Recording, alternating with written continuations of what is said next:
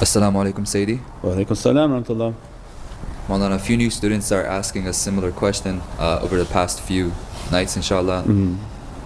They're asking, is it allowed if we learn tasawwuf with different teaching from many wakils, murshids, or of Naqshbandiyya, or allowed for one murshid only? Forgive me for my adab. Thank you, Sayyidi.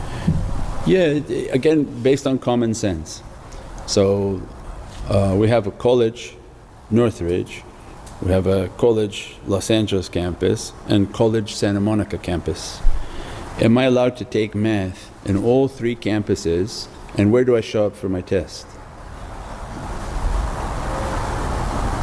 Well, you can't do that in dunya, even they're teaching math.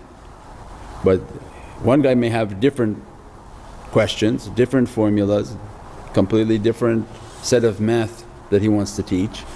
All three are going to be teaching something different and may not even agree with how you formulated that math. If they're looking for specific formulas where they'll say, okay, give us the formula in which you have to write, not only the answer and how you derived there but your formula.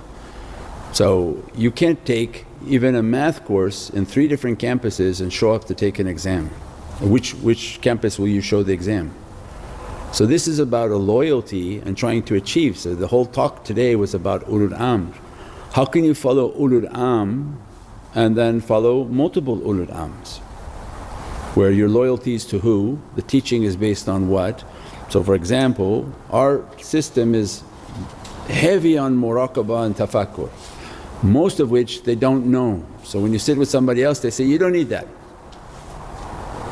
So yes, how could you do that?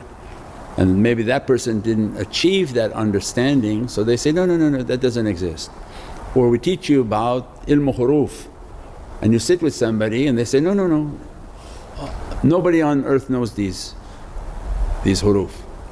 So you never know what somebody's going to say of what's real, exists, doesn't exist.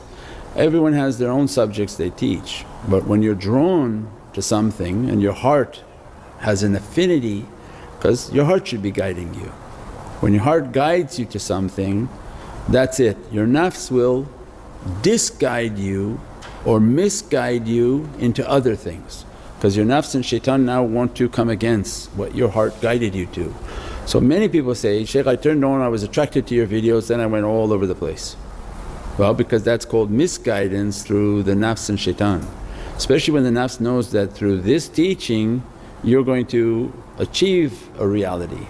Well, the nafs is going to jump right in and throw in a couple of nonsense things, some other teacher who confuses, and before you know it you have no understanding of anything. And this is a known system on how to misguide someone. So, but everyone's free, that's the school without walls. Everybody is free to do whatever they want.